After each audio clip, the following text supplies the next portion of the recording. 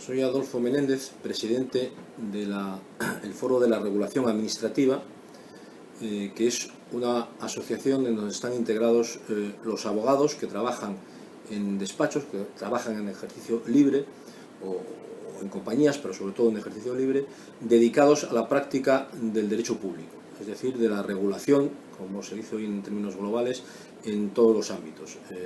Bien temas generales, expropiación, contratos, derecho patrimonial en general público, o por sectores, es decir, infraestructuras, urbanismo, defensa, derecho aéreo, etcétera, etcétera, etcétera.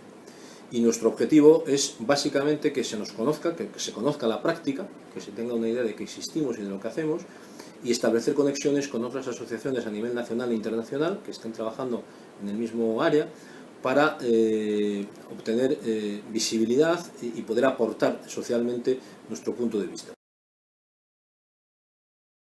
Lo más gratificante de esta práctica del derecho público es justamente, para un jurista, la aplicación del derecho en un sentido profundo y la aspiración a la justicia concretada en la práctica.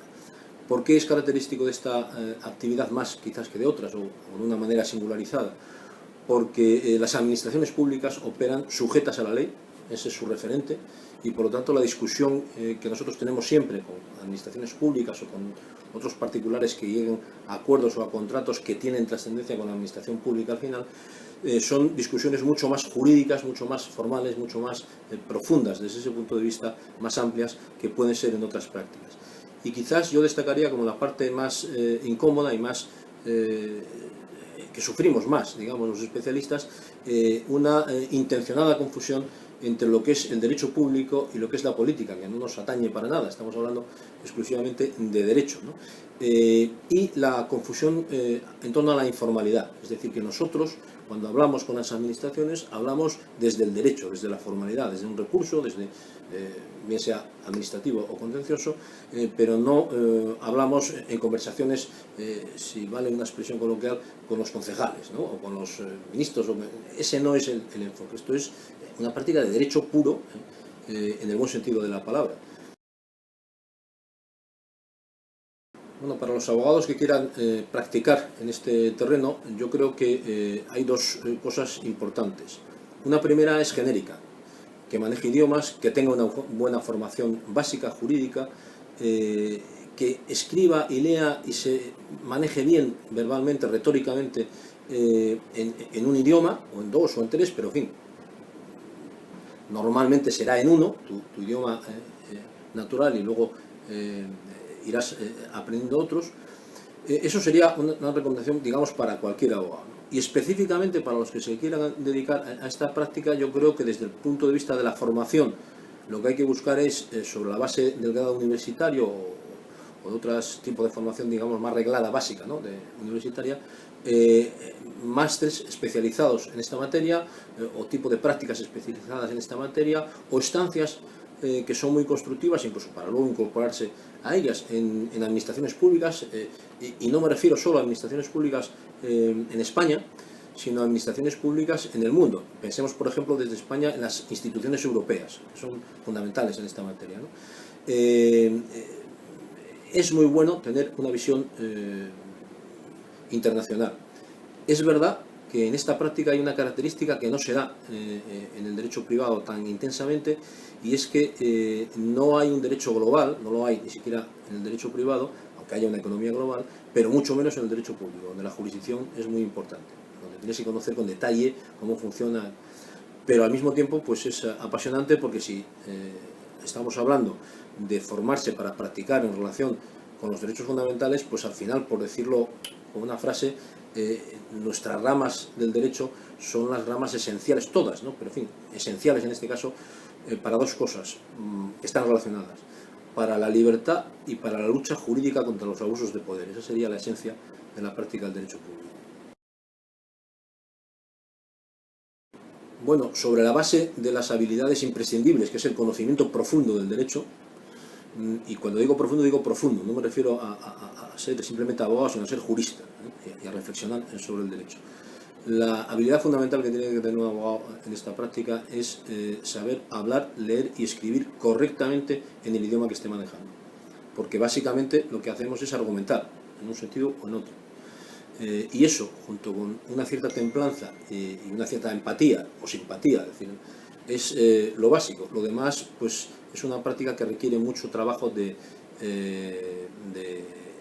despacho, en el sentido de análisis, de estudio, etcétera, porque es seguramente el ordenamiento jurídico más complejo. Pensemos simplemente pues que tienes que manejar el nivel europeo, el nivel nacional, el nivel de las comunidades autónomas, el nivel de las corporaciones locales. Hay muchos tipos de administraciones, es decir, es una práctica especialmente compleja en ese sentido, ¿no? Tampoco es que sea una exageración, tiene sus técnicas, pero yo, si tuviera que resumir, para un juspublicista y en general para cualquier abogado, y me atrevo incluso a decir que en general para cualquier ciudadano, lo importante es saber hablar, leer y escribir correctamente en el idioma que sea. De hecho, yo a mis alumnos siempre les digo lo mismo, cuando te piden información bibliográfica para, bueno, por supuesto, los libros clásicos de toda la vida, ¿no? El García de Enterría, etcétera, los libros doctrinales, pero si tienen alguna duda, si les parece que el libro es excesivo en un primer momento hasta que se sitúen, que lean lo que sea, si es posible, algo razonable, en cuanto que te